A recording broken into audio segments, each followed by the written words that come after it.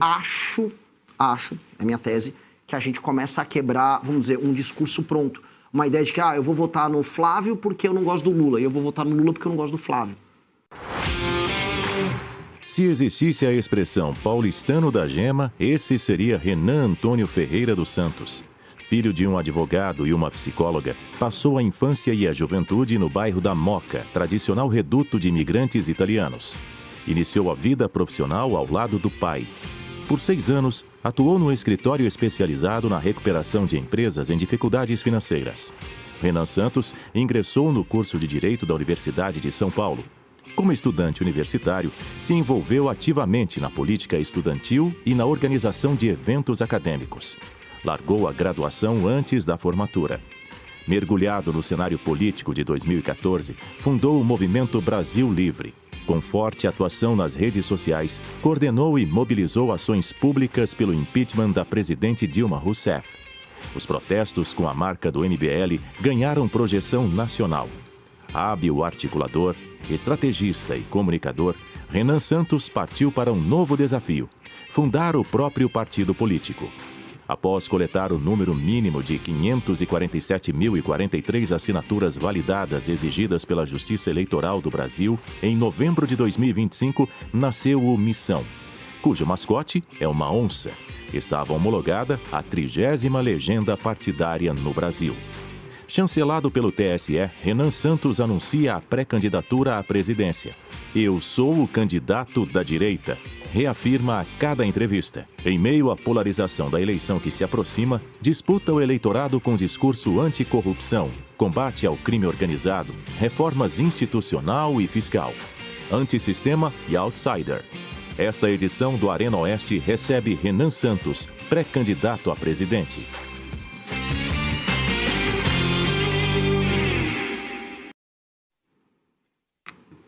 Candidato, boa noite ao senhor. Seja muito obrigado por ter aceitado nosso convite. É um prazer recebê-lo aqui. Muito obrigado, um prazer e uma honra estar aqui com vocês. Excelente apresentação, tá muito boa a pesquisa, o que já dá o tom do que será uma boa entrevista. Trabalho da nossa produtora-chefe. Então, de parabéns. De parabéns. Souberam até o bairro que eu nasci, morei quando era criança, muito bom. Candidato, para esta conversa com Renan Santos, estão comigo André Marcília, advogado e comentarista do Oeste Sem Filtro, Edilson Salgueiro, editor-chefe do site da Revista Oeste, Tawane Catan, repórter da Revista Oeste, e Fábio Bering, jornalista, que também compõe a mesa de entrevistadores conosco. Bom, eu preciso fazer a primeira pergunta, e eu, obviamente, como todos aqui, nós preparamos um material de estudo do que o senhor tem dito nesses últimos tempos, e é muita coisa. O senhor foi, inclusive, chamado a analisar todos os outros pré-candidatos à presidência da República. O senhor foi enfático na opinião, o senhor não fugiu de nenhuma delas e foi duro com cada um deles, inclusive. A pergunta é, o senhor está propondo uma nova revolução política no Brasil? Qual seria exatamente essa revolução do Missão, o seu partido e a sua como um candidato, digamos, novo nesse cenário político e já à presidência da República? E, claro, como vai fazer essa mudança que o senhor está propondo, levando-se em conta a vida brasileira como ela é?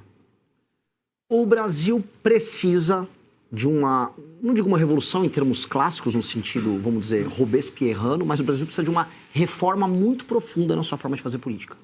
E o grande diagnóstico nosso, para todo mundo que está nos assistindo, isso precisa estar claro, é quem é o adversário, o que nos impede de ser grande, o que nos faz corrupto.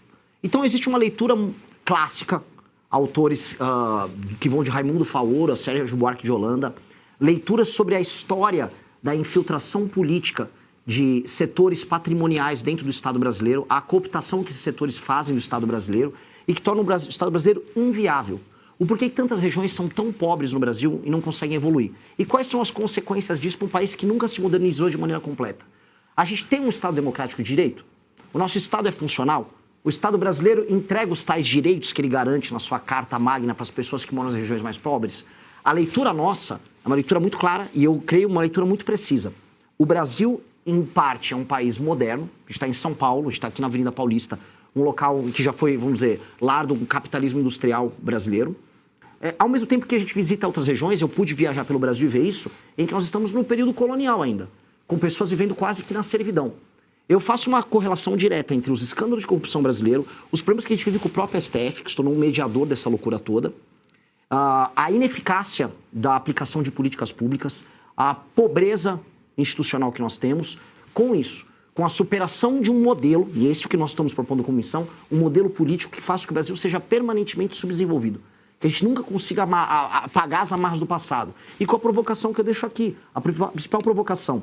Hoje, o Brasil é administrado por um presidente do Senado que é do Amapá, que é um estado inviável em termos econômicos. A Câmara dos Deputados, de um deputado que é da Paraíba, outro lugar inviável. Falamos sobre o Flávio Dino, ministro no STF, que veio do Maranhão, um estado que as pessoas são tratadas como animais. Outro Cássio Nunes que foi nomeado, que é do Piauí, que teve agora seu maior líder político, Ciro Nogueira, envolvido numa operação. Onde eu quero chegar?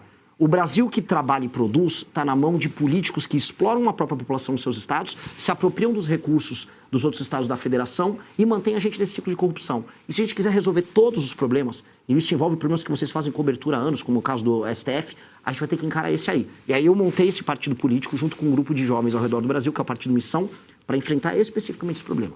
Se a gente conseguir resolver ele, a gente vai desatando os outros nós. E desatar esses nós, acho que é a missão da minha geração.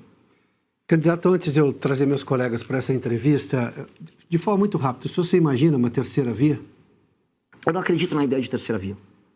Não, a ideia de terceira via, ela pressupõe que você tem dois polos, um à direita e um à esquerda, e que você vai ficar ali no meio falando em democracia, igual uma Simone Tebet da vida, e que misteriosamente as pessoas vão despertar para isso. Primeiro, ninguém vai despertar para um assunto críptico e chato que as pessoas não veem valor.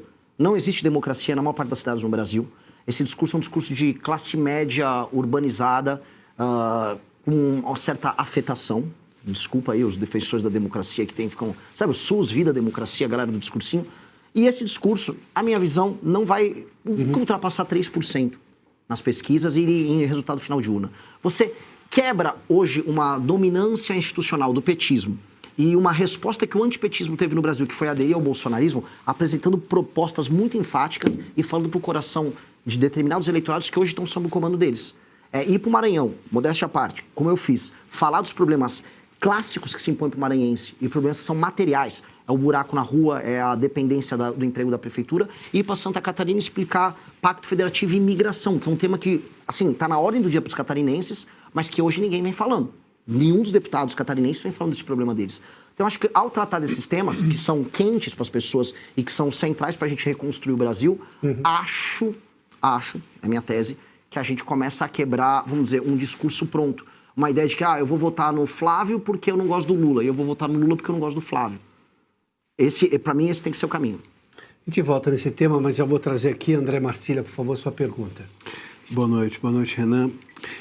Você tem se colocado como um crítico, né, do STF, do Moraes, do Estado inconstitucional, vamos dizer assim, de coisas que a gente tem visto no Brasil. E pelo menos na minha avaliação, muito do que nós vemos em relação ao STF é pela criminalização da palavra. Né? A palavra foi criminalizada pelo Tribunal Supremo. Mas também já vi manifestações do senhor de que entendeu ou entende que houve tentativa de golpe em relação ao 8 de janeiro. E muitos críticos dessa narrativa do golpe é de que isso tudo se deu também pela palavra, esses inquéritos todos abertos porque as manifestações foram antidemocráticas, supostamente, ou porque houve milícia digital. Enfim, a gente está sempre em torno da palavra, de criminalizar essas pessoas que supostamente deram golpe pela palavra, por terem se manifestado. Como é que o senhor concilia essas duas coisas? Um STF que se excede por criminalizar a palavra e um golpe que, enfim, ou uma tentativa de golpe que se houve também foi em razão da palavra daqueles que se manifestaram nesse sentido ter sido vista como criminosa. Marcília, esse é um dos assuntos mais difíceis de explicar para as pessoas, porque existem as simplificações que todos fazem. Então, quando eu falo da tentativa de golpe, eu não estou falando do dia 8 de janeiro. O dia 8 de janeiro, para mim, é um rescaldo de um processo. O dia 8 de janeiro foram pessoas que foram levadas a crer que elas tinham que ir para frente dos quartéis para salvar o Brasil de um golpe do Lula, um golpe do petismo, um golpe do STF, um golpe comunista. E elas ficaram sem comando ali, se organizaram numa manifestação, foram alvo, como depois foi demonstrado, de um ardil ali do, aparentemente, tem que ser cuidadoso que eu vou falar, do Flávio Dino, mas do então governo Lula, que não colocou as forças de defesa para fazer a segurança. E eu organizei já muitas manifestações pelo Brasil. Todas, especialmente as de Brasília, contavam com presença de forças nacionais. Ali não tinha. E aí essas pessoas, elas cometeram um crime, elas invadiram prédios públicos, elas depredaram os prédios públicos e elas têm que ser punidas por isso. Não com a pena que elas receberam, mas quem invade e depreda tem que ser punido. Não é isto quando eu falo da questão do golpe. Isso aqui é um rescaldo. Quando eu falo do governo anterior, o governo anterior levou um acirramento, motivou através de aliados pessoas a irem para frente de quartéis, e eu creio que pessoas envolvidas nesse tipo de trabalho insidioso têm que ter algum tipo de punição também. Dito isso, esse é o problema que fica complicado no Brasil. Nós estávamos vivendo já, especialmente desde 2019, começou lá com a Cruzoé, a criação de um regime paralelo dentro do STF, que é criado.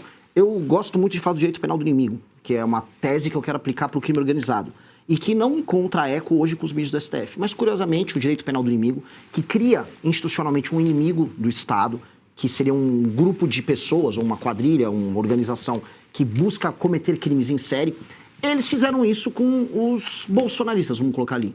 Eles foram tratados como, você citou bem as milícias digitais, que foi um termo que foi criado ali, eles foram qualificados como parte de um grupo de pessoas que tem que ter parte do seu direito de defesa mitigado, e com base nesse inquérito, que aplica o direito penal do inimigo, eles foram para cima desses adversários.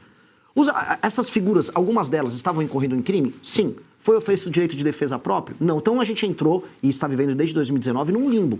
Um limbo que teve motivações políticas, retóricas em termos de ação do então presidente Bolsonaro, e que teve da parte do STF uma concentração de poder e uma violação de direito de defesa das pessoas. Até porque se a gente quiser ter direito penal do inimigo no Brasil, isso tem que passar no Congresso.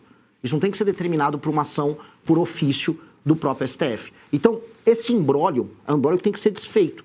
E o que a gente tem que fazer num governo novo é recolocar o STF dentro de uma caixa.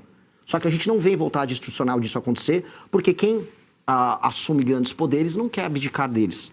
Houve uma disputa agora, e essa é uma discussão que estava tendo no STF, sobre a nova composição do STF com as nomeações que estavam sendo feitas pelo Lula, inclusive. Inclusive, uma novidade dessas é que o próprio Messias não seria da ala do senhor Alexandre de Moraes. E isso motivou Alexandre de Moraes a ir contra a nomeação do Messias. E não é que isso seria bom, a gente está tão ruim em termos de democracia no Brasil, ou de instituição, é que o Lula está montando um grupo próprio para fazer talvez o que o Alexandre de Moraes faz, mas com a turma dele. E aí o Alexandre de Moraes se organizou, se articulou e foi por um caminho contrário. Então, quando a gente olha no processo histórico como um todo, não dá para falar que nós estamos institucionalmente num país sério. A gente está num país doente. E vai ser dever do próximo presidente da República resolver isso. Opa! Gostou do vídeo? Se inscreva no canal, deixa o like. Ajude a Tesoura Nacional nessa missão.